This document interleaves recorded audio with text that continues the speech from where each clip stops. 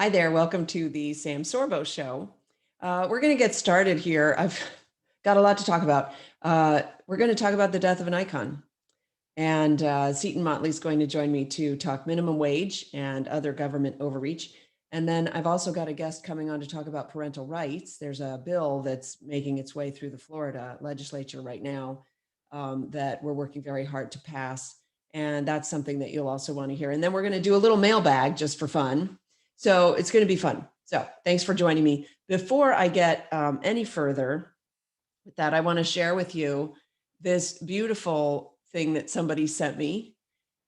This is a 2-year-old who knows all of her letters.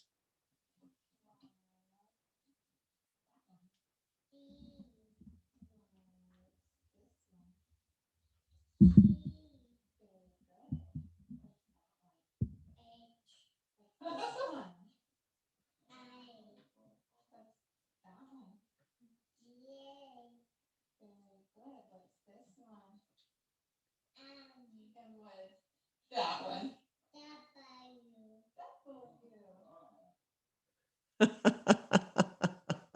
How great is that? It's just fun. We love to have our kids learning. And she's 2 years old. And she knows all of her letters. Independent. Notice that they're not in order. She started mixing up the order, and that's very exciting. Now, I will point out that the early learning stuff is great, and it also isn't necessarily indicative of future, but it's still good for them. So a lot of fun. I thought that was a lot of fun. So I wanted to share that with you because that's actually the result of some of the homeschool helps that I was doing. And I will get back to those when things start to settle down a little bit. But she and by the way, for the radio crew out there who weren't seeing the video, she's just sitting at a table and the mom is drawing the letters upside down to her, actually, and right side up to the little girl, and she's just reading them. She's just that one and this one and that one and this one, and it's just very cool. It's and it was sent to me by a grandmother who said that some of what I was saying sort of got through, and that the daughter is now thoroughly considering keeping the girl home and home educating her. I will say, I struggle when I understand that having children is, it forces compromise. It forces compromise, right? And I know that that's hard for some people. And yet I struggle that people are so unwilling to compromise, I guess, is really what it comes down to. So that sort of makes me sad. Okay. Let's talk briefly about the passing of Rush Limbaugh. And I'm not going to get into the terrible, horrible things that people were saying after he passed away. Terrible things, because they hate so much. The tolerant, loving left, they hate so much. It is the death of an icon. That man basically single-handedly is responsible for conservative talk radio. And if you ever get the chance to hear him talk about how he got his start and what he did in the early days and what he was thinking and stuff, it's a really interesting story. And he will be dearly missed. And I was in my car yesterday, driving, and I put on the show just to see what they were doing with the show. And of course they're airing old Rush. And it's like, yeah, he was a lightning rod. He, when I got my start in talk radio, my main, the owner of the network always said, if it weren't for Rush, none of this would be here. None of us would be here. So, it's with a great deal of sadness that I talk about the world losing this incredible talent and brain and courageous warrior. And I think it's so telling that the left was so nasty. You know, I'll use that to point out we really need to buck up and recognize what we are up against. And it's not us with some different opinions. It's not. It's a nasty, violent, vile ideology. And I think it was Nietzsche who said, you don't have ideas. Ideas have you. And it's an interesting way of looking at things to understand that there are ideas that own you that are not your own. It's a we have to take a moment and consider what that means. And I'll relate it for you to the whole NPC culture that we have right now. Now, NPC is a word that I define in my book, Words for Warriors, because it's a cultural, it's a newly, minted cultural thing that comes out of video gaming. And it stands for non-player character. And it means that the character is designed by the software designers, and he's designed with a purpose to only help the players get from point A to point B. So he's a non-player character. He's a character in the game, but he doesn't actually play. And so he's pre-programmed with 1 to 5, say, either actions or things that he does or sayings. And so he only knows to say those few things. And we're living in a culture of people who now only know to say those few things, whatever they might be. Whether it's, please wear your mask for the safety of others. Government is good. I mean, seriously, or let's say it's the minimum wage argument. Let's say they're arguing about, well, $15 is a living wage. And that's all they know how to say. $15 is a living wage. And so to talk about that, because I'm the master of segues, I'm going to bring in Seton Motley. He's the president of Less Government. You can find him at lessgovernment.org. And recently came out with this sort of rundown of how poor we are at talking about the minimum wage.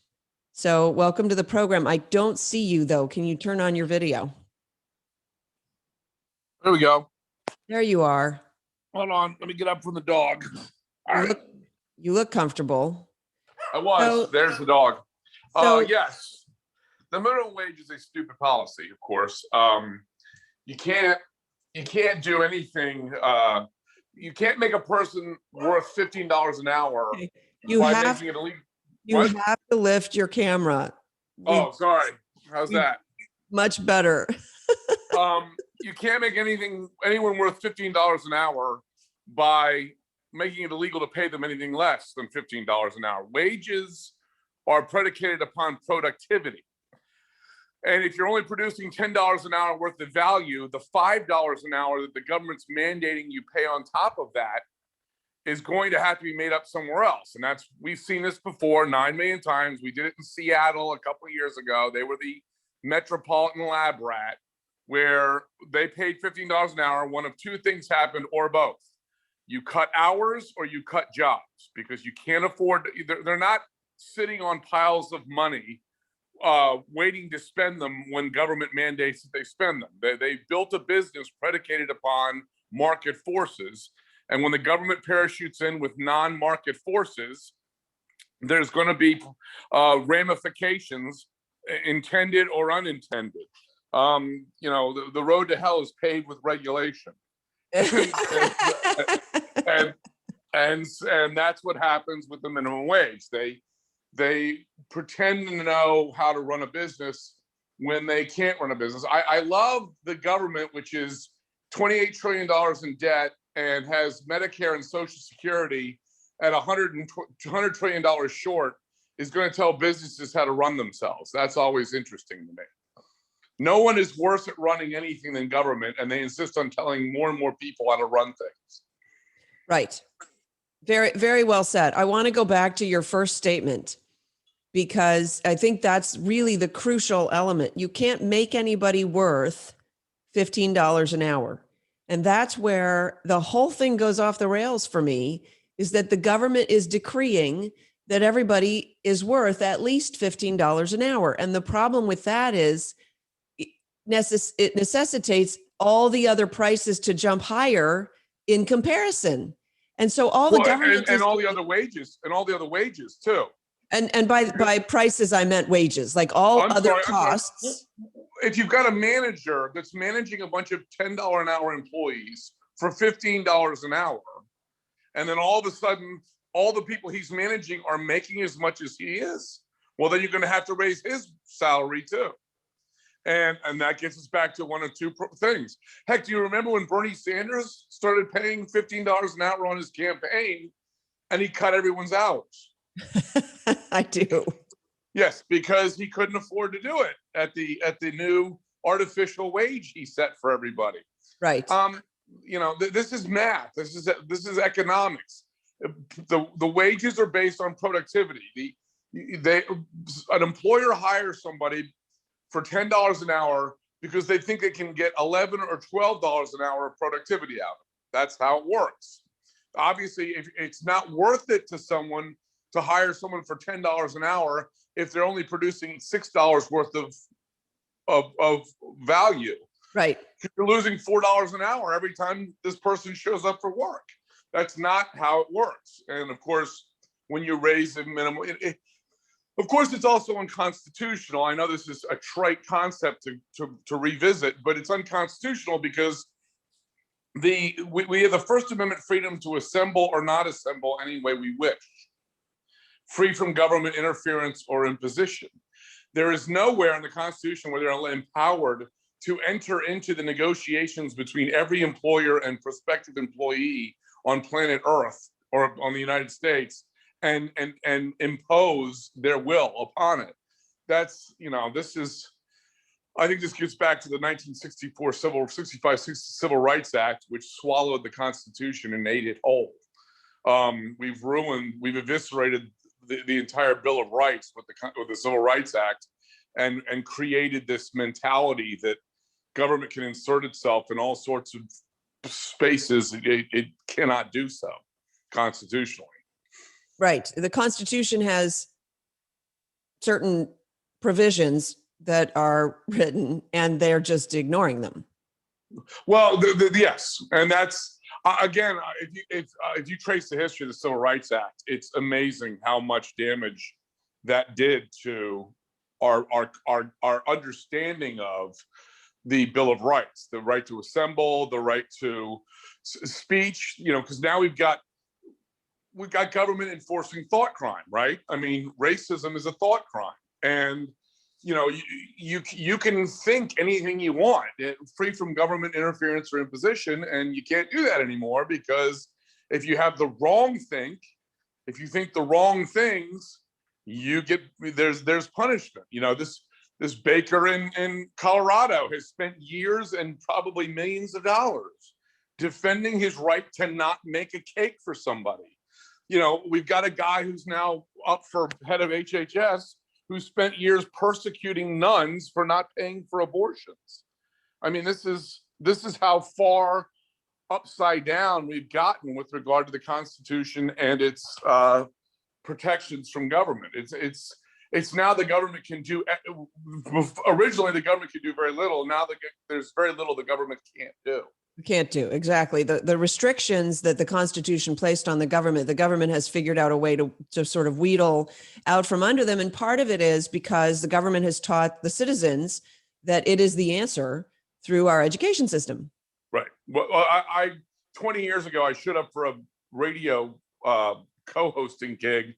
And what the host didn't tell me was a school superintendent was coming in for the whole first hour, and we were going to debate public education. And the first thing I said was, we need to abolish government schools. There's a great line from Neil Bortz, who was a radio talk show host, and before that a lawyer. He's now retired. He said, look, if you go to a Catholic school, you get a pro-Catholic education. If you go to an Episcopalian school, you get a pro-Episcopalian education. If you go to a government school, yes, you get a pro-government education. And it's so unfortunate that we have this incredible human history defying document and governmental system that limits, for the first time in history, the power of government and liberalizes human beings for the first time ever. And we turn over its education to the entity we're trying to limit. It's a complete, I still say, if I could flip a switch and fix one thing, I would end government schools. That would be, because we're fighting, you and I and millions of other Americans are spending every day fighting the symptoms, the results of government schools. And then every year, another million poison pills graduate from government schools and enter the system to further poison the system and create more of the symptoms we're trying to fight. Yeah. And to add insult to injury. And by the way, I call it a tremendous conflict of interest. It's a conflict of interest is what it is. Of course it is. Right. Yes. But not only are they creating these, poison pills, as you call them, but they're also rendering them incapable of thought. And so that's why they're so, that's why what they've trained them to outsource their thinking. Yes. Okay, that's a good one. I'm going to write that down. Outsource their thinking. That's exactly correct. Anyone who's still listening to the perpetually self-contradictory Dr. Fauci has been trained to outsource their thinking. Because I just went back. I remember this. I went up and looked at the articles. In October, Donald Trump mentions we have to get to herd mentality, or herd immunity. We have herd mentality already, but yeah. Well, we have herd mentality. Herd immunity. And which, if you understand anything about virology, that's the only solution, is to get to herd immunity. And you hide the sick, you hide the elderly, and then the rest of us go out and kill the virus for them. And in October, Trump suggests herd immunity. Fauci says, oh, no, that's patently stupid and false. And then in December, Joe Biden mentions herd immunity, and Fauci defends the play. And if you're still outsourcing your thinking, that's going to be the solution. Honestly, I'm not a fan of Joe Biden, but with him in the White House, I think that's the solution to. Well, but he's going to continually move the goalposts on what herd immunity is. He's saying that if you get vaccinated, you still have to social distance and wear the stupid masks and all of those things. So it's not a vaccine? Oh, no, it's not a vaccine. The FDA has not approved it as a vaccine. Right. And let me tell you, I'm going to get vaccinated right after I fly to China. But yeah, they're going to move the goalposts. They're talking about 6 years now, 7 years now, before the economy recovers, which sounds remarkably similar to the 5-year plans Joe Stalin used to impose on the Soviet Union. And he's talking about the end of 22 before we can start acting normally and not wearing masks. And listen, I get it all the time. I've worn masks 3 times, I think, and that was to go to a specific medical facility that made me wear it to get blood work done. Other than that, I go to the grocery store. I'm the only person not wearing a mask, and people look at me like I just landed from Mars. It's not even that they're upset with me for for not wearing the mask and putting them in danger. It's like doing a card trick in front of a dog. They're looking at me like they don't understand how I missed the memo that you're supposed to wear a mask. And they got the memo that they're supposed to wear a mask, so they're wearing a mask. And they've put no thought behind it. They were told to wear a mask, so they're wearing a mask. And they're looking at me going, did he not get the diktat? Did he not get the message that he's supposed to? It's very disheartening that this many people can be fooled for this long. At this many, well, you can, yeah, well, isn't that what Wrigley said? You can fool most people all the time or something like that. Anyway. You can fool all the people some of the time or some people all the time. But he said, he finished with, you can't fool all the people all the time. I'm beginning to doubt that. Well, no, because you and I, right? Well, yes. And what it will soon be. By the way, so for clarity, because this is also radio, Seton and I both live in Florida. Yes. And the mandate has no teeth in Florida, whatever mandate your community might be under, because Governor DeSantis, bless his heart, said that they can't enforce it. Right. But that doesn't mean, by the way, Seton, that they can't create problems for businesses that don't enforce it. And so I'm always a little bit mindful, but this is what I do. I always go in without a mask on. And I also go in with a plan of what I'm going to do if somebody asks me to put a mask on. Now, it's gotten more and more rare that somebody asks me to put a mask on. There was a place where the woman said, "Oh, we've changed our policy and you have to wear a mask." And then she said, and I quote, "Shoot, where's my mask?" And so I don't care about their new policy because clearly she doesn't. Right. Even though every time I walk in there, she puts her mask on, I'm still not masking up for her because she's lost credibility in my mind. And I suppose if she asks me again, that'll be something that I'll have to figure out then. It's that people like simplicity. This is basically like a caveat. People want simplicity. They just want to know, what am I supposed to do? And so I think they get the directive, wear a mask. And so they do it. Now, I do have plenty of friends I have a friend from, I think she's from Lithuania. She grew up under communism. Ain't no way she's wearing a mask. Right. Ain't no way. Because people have an inside track on what you and I see happening. They know, they've lived it. And you speak about the employees at these places. I'm not talking about the managers of these places imposing this. I'm talking about the like the cashiers at the grocery store or at the 7-Eleven, the convenience store. They put up those stupid plastic screens that are part way around. Right. And just you can tell when you get there who's a little, because I'm not wearing a mask and they're wearing a mask, and they'll make some eye contact over the mask, like, okay, I get it. And so what I'll do is I'll tap on the plastic. I go, is this bulletproof? Just to make fun of the fact that I would not be doing that. They think it's hilarious. Other thing. Oh, it's been universally positive response from the. Oh, that's good. From the employees, yes, because they get it. It's a piece of plastic hanging between you, and I'll just kind of I'll tap on it and see if it's bulletproof, and then I'll lean around it and go, is it? Because it's just, again, no one's thinking about what they're being told to do. They're just doing it. And maybe this was the genius behind this, was because it's health related. And that's definitely the genius. But listen, we've gotten a little bit off track because this was supposed to be a discussion about minimum wage. And in the article, you pointed out that there are 10 natural laws of economics. And I did want to sort of go through those with you before I have to let you go. Mm-hmm. So production precedes consumption. In other words, you need a in theory, for a business to be successful, you need to have a demand for the product, in a sense, before you start producing. No, you're getting it backwards. That's what you just made is the argument for open.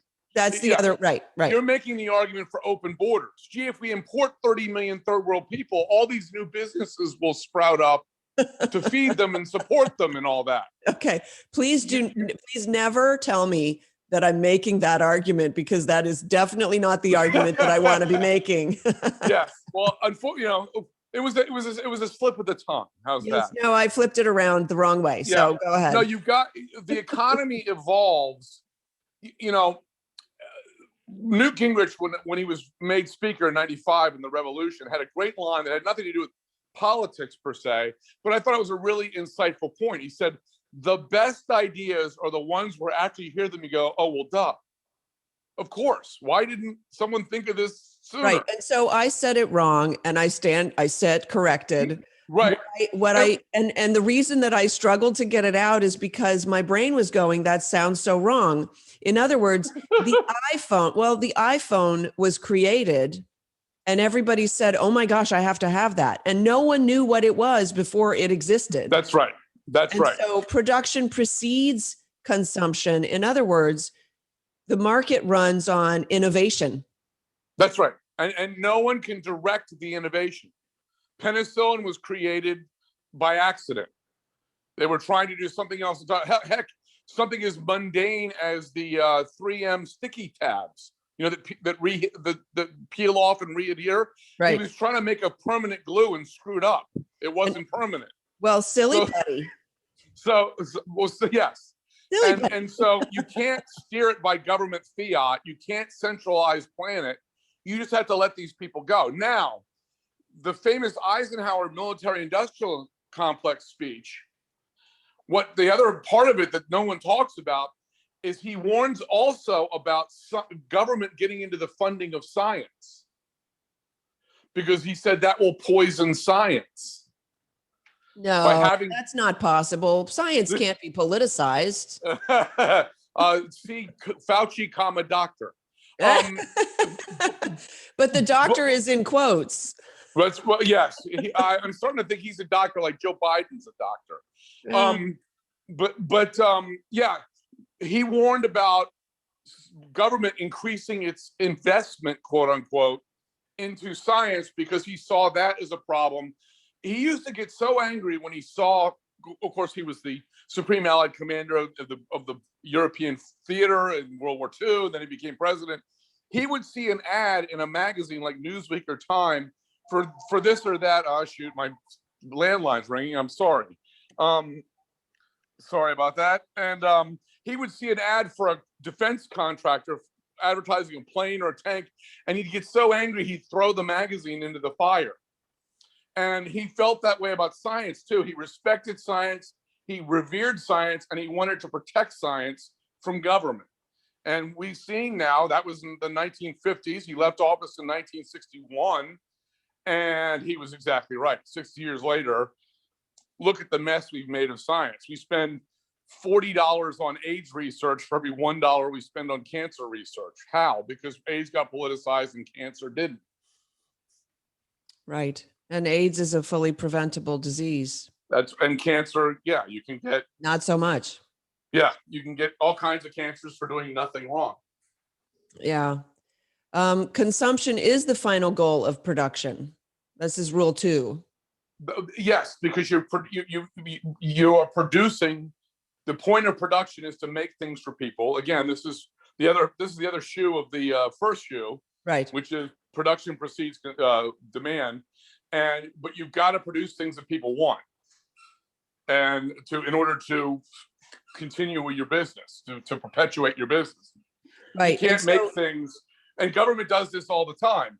Government makes windmills, government makes solar panels, and they make no sense from an economic perspective or an energy perspective. And then you end up with Texas, which got $19 billion in 13 years for wind and solar. And of course, because of all that money, their attention got distracted from the real energy sources that kept the grid going and the maintenance of the grid. And then the cold snap hit, and they couldn't handle it because they were relying on stupid fake energy, and they've been neglecting the real energy sources and the grids that deliver it. But Seton, global warming, they're not cold.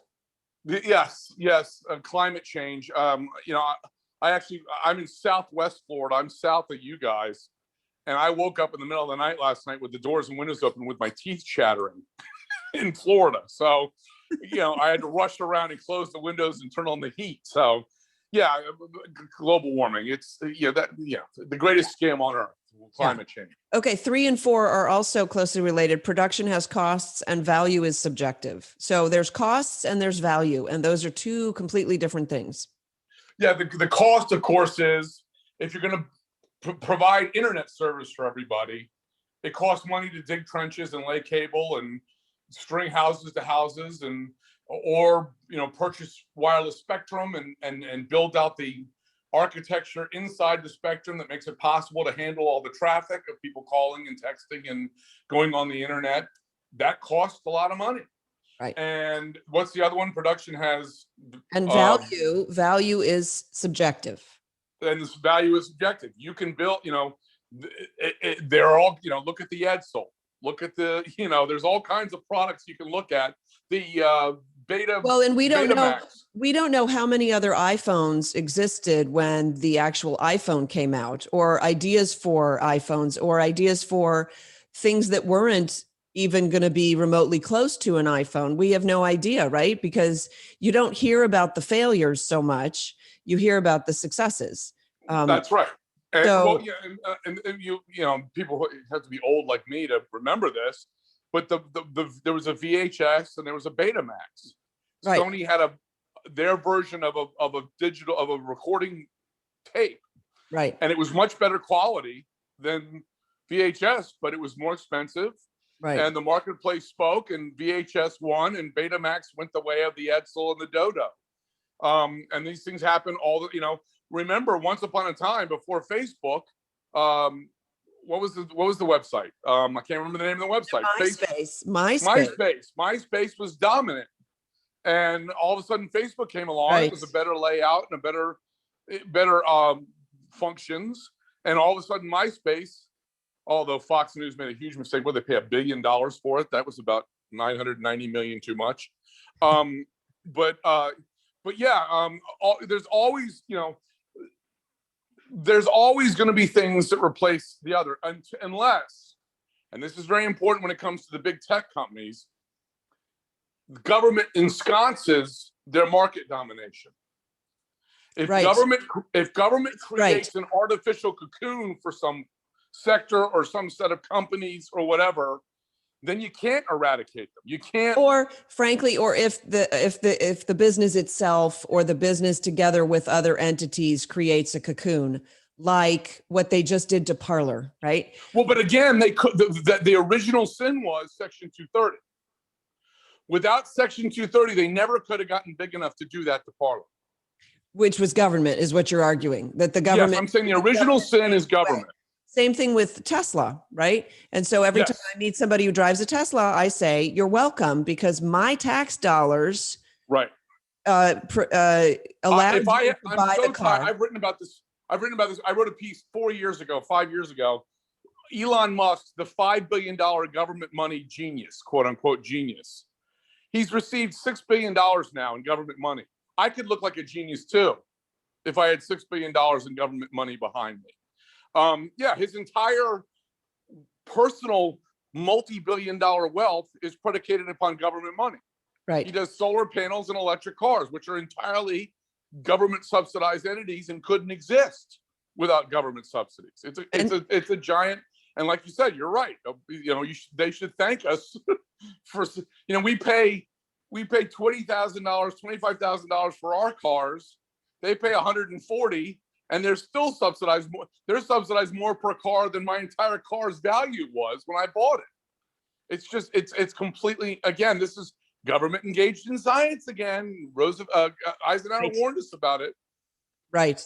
Okay, we're going to do number 5, and then I'm going to have to let you go. Productivity determines wage rate, which is where we started this conversation. Yes.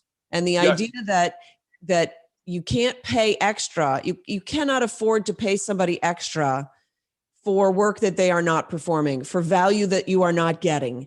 And that's really where minimum wage comes in. But the other thing that I want to say is that raising the minimum wage disenfranchises youth, because the minimum wage was basically set out, and minimum wage jobs in general should be about teaching somebody how to work, how to show up on time, how to perform menial tasks for a wage, for a market set wage, and not try to make a living that way, but encourage them to make more of themselves. It's not supposed to be a living wage. It's more than but that's right. That's the hyperbole. That's the line from the left, that they're changing the meaning of minimum wage to living wage. And it goes back again to my book. We should not be allowing them to basically hijack our words. And I'm not for the minimum wage. The minimum wage is zero. It will always be zero. That is the minimum wage. And the government can try to say it's something else, but it's not, because if you don't have a job, your wage is zero. That's the minimum. That's about as low as you can go. So I first of all wanted to thank you for writing this. It's an article. Is it up on redstate.com? Is that where I saw it? Yep, it's on redstate.com. It's now archived at lessgovernment.org if you want to go there. Okay, and, it's called The Minimum Wage and Other Examples of Government Breaking the Laws of Economics. And that's really what this is all about. And I encourage people to go take a look at it. And Seton, thank you so much for coming on the show. So Seton Motley, lessgovernment.org. Appreciate it. See you guys. Thanks. Okay. All right. So joining me now is Patty Sullivan, and she is working on a parental rights bill here in the state of Florida. But I wanted her to come on because we're not just talking about Florida parents. Isn't that right, Patty? That's correct. That's correct. Hi, Sam. Hi. It's good to see you. And thank you for, well, you didn't see Seton, but he gave us an entire tour of his apartment several times during our interview. Exciting. He just got up from his chair and started walking around and walking around and walking around. He never sat down again. So anyway, it's great to see you. So we're talking about this parental rights bill. So it hasn't been passed. It still needs support in the state of Florida. There are other states that are considering things like this. I don't have a rundown of where they all stand, but just tell us, why is this important? What are we talking about, and what value does it have for us? And why should we be investing our time in maybe seeing that this thing succeeds?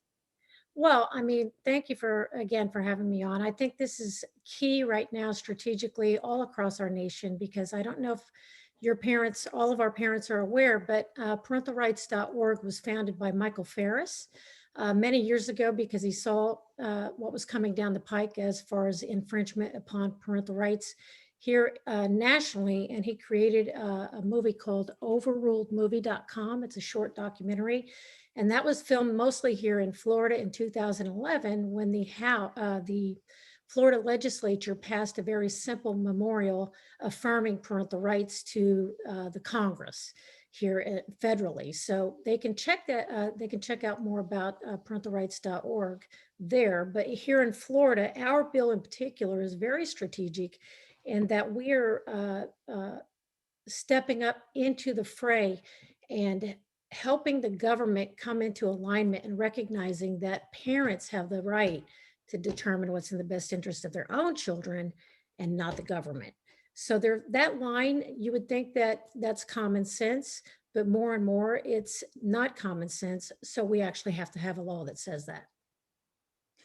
It seems crazy that we would, right? That we would need to affirm that. But the Bill of Rights is a very similar document, in the sense that there was a big tussle between John Adams and, I believe it was Jefferson, who drafted the Constitution, about whether the Bill of Rights was necessary. And John Adams insisted, and those two men just fought tooth and nail, but John Adams eventually prevailed in insisting that we adopt a Bill of Rights that the citizens hold and have without any infringement by the government. And it wasn't enough that the Constitution just said, hey, anything that's not detailed in this document, this Constitution, it's not a power of the government. And we're seeing that the government is figuring out, the legislators, they're very busy figuring out ways around the various clauses in the Constitution to say, oh, we do have a right. For instance, Obamacare, they figured out a way around because there's a commerce law, and so that we can use the commerce law to argue that we need this healthcare thing because healthcare can't cross state lines or whatever. It's absurd, and it's a power play, and we're going to see it. This is what Michael Ferris identified. We're going to see it as regards parents' rights with their own children. Exactly. Coming down the road. In fact, in my book, They're Your Kids, I quote Melissa Harris Perry and I quote Hillary Clinton. And Melissa Harris Perry said, well, we have to get away from this idea that parents I think it's something like parents own their children. The children belong to the state. Never. Yes. And the lines have become increasingly blurred.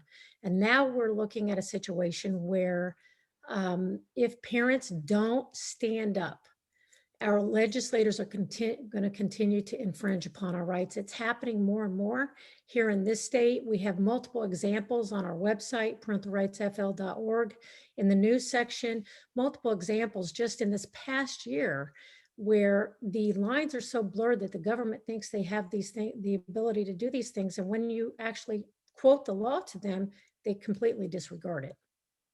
Can you give me one example? Well, for one example, I mean, just last year in Jacksonville, it made national news where a child, a 5-year-old little girl, was Baker acted by her teacher for throwing a tantrum. And so what happens is if you don't, it should be that. Okay, sorry. Baker acting is committing somebody to a mental institution for 48 hours for supervision, 48 or 72. 48 or 72. And this little girl was Baker acted. You can go back and watch the video of the police officer walking her out. Number one, her parents were never contacted. And if a person is put in a facility for 48 or 72 hours, they can have no outside contact with family members until after that amount of time. So these parents were not notified until the child was already Baker acted. And you can see the police officer walking her out on his video cam, on his chest cam. And he himself is saying, as the little child says, "Are you taking me to jail?" He himself is saying there's something wrong with this, on the camera. So that's just one of many examples. I mean, there's multiple examples where these laws are being infringed upon, and parents need to take that step. We can see more and more that our legislators need to be held accountable. They need to put these things not only into statutes, but they need to respect the law. And what this bill does is basically puts governance on these government entities where they have to include parents in on these laws. So that's one example. That is so astonishing. I hadn't heard that story, and I'm shocked that the police officer didn't do something about it right then and there. Once the Baker Act has been enacted by a quote unquote person who has the authority to do so, no one else can intervene in that. That's great. Okay, so back to the parental rights bill. What can people do to help with this, and what can they do in their own states? The Parents' Bill of Rights. Can you hear me all right? Yes. The Parents' Bill of Rights, HB 241 and SB 582. HB 241 is led by Representative Erin Grohl. She's the representative in my district, District 54. And what we need, it actually passed through all 3 committees last year on the House side, and it passed on the House floor. It passed through 2 out of the 3 committees on the Senate side.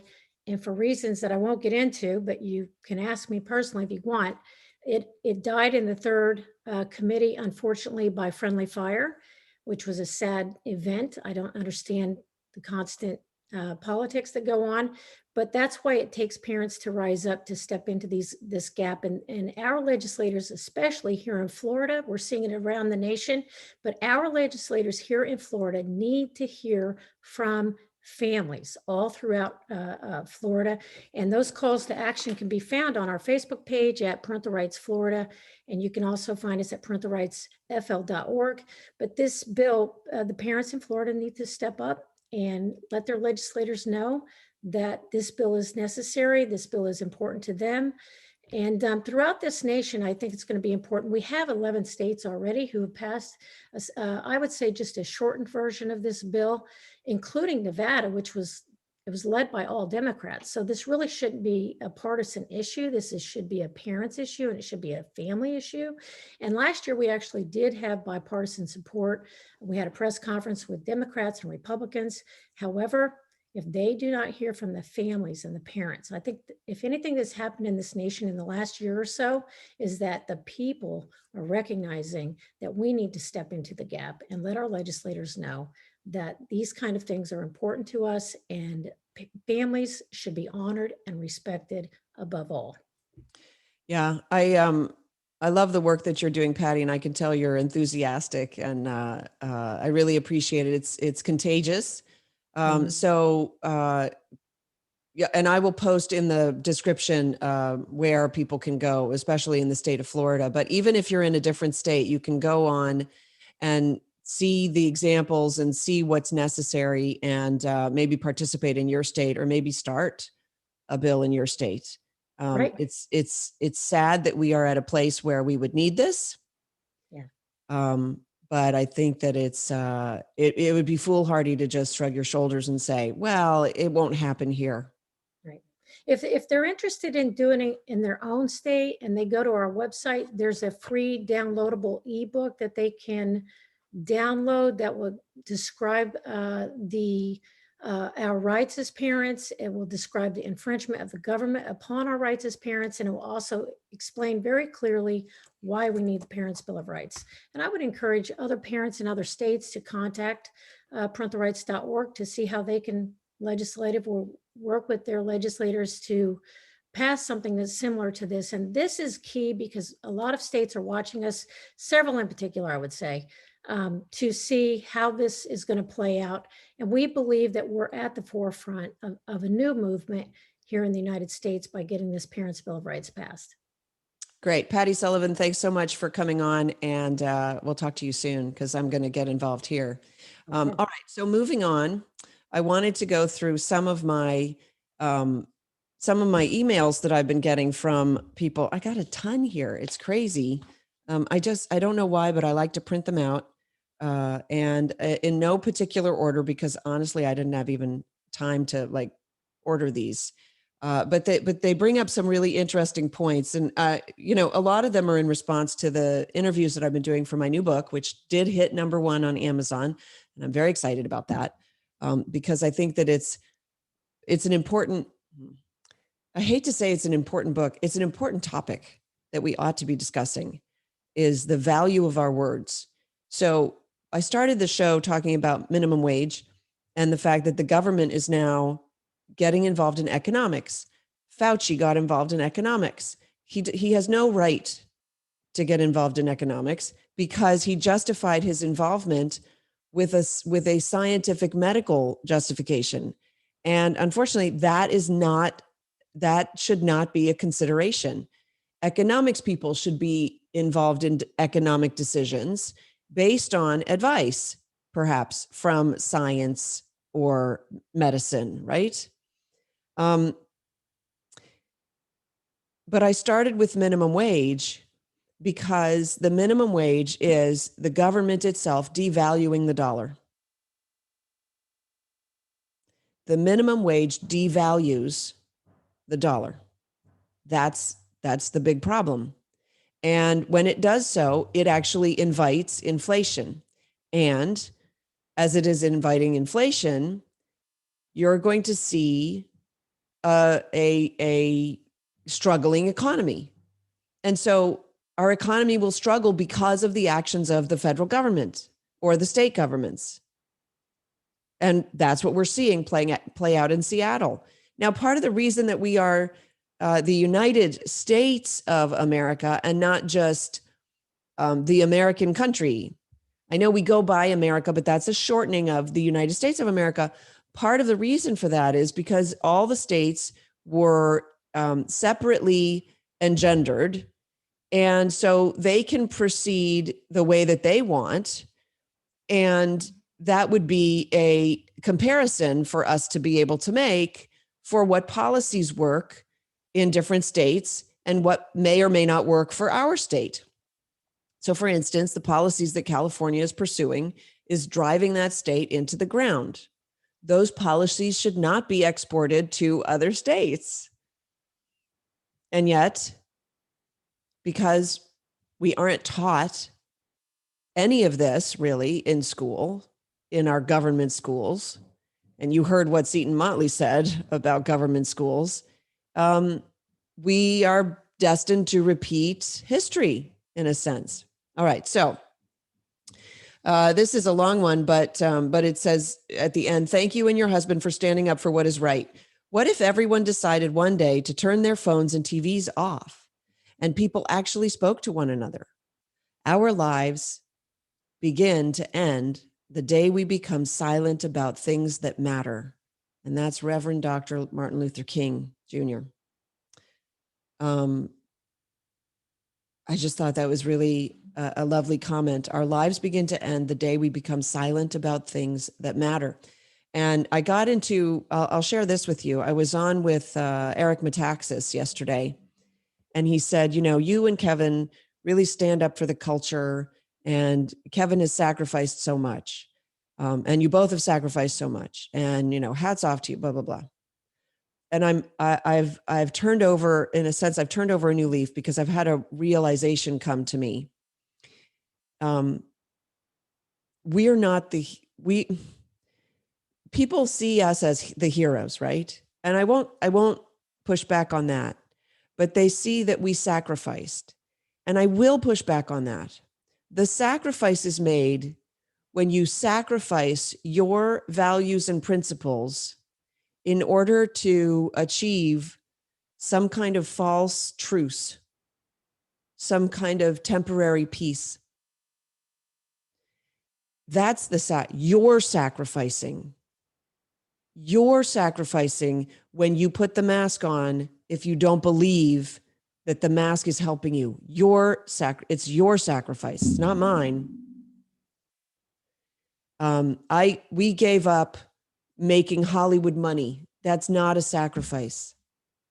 We have enough food on the table. We do pretty well. My book's doing well. I know I mentioned that. There are other avenues. Are they as lucrative? No. I don't care. That's not the point of this. That's not the point of life. But we've been brainwashed. I'm going to get really philosophical today, I guess. We've been brainwashed to think that college prep and career readiness should be our highest aspiration. And that is simply not true. Your highest aspiration for your, and believe me, when I first started thinking about this, I remember meeting somebody ages ago, probably before I was a Christian. I'm sure before I was a Christian. And they said that they hoped their child would go into the ministry. And I was like, why? There's no money in the ministry. Well, first of all, that was just wrong. There's a lot of money in ministry. And I'm not making, that's no comment there. I'm just saying there can be money in ministry, but that wasn't their point. Their point was, we want our child to know truth, beauty, and goodness, and to walk with the Lord.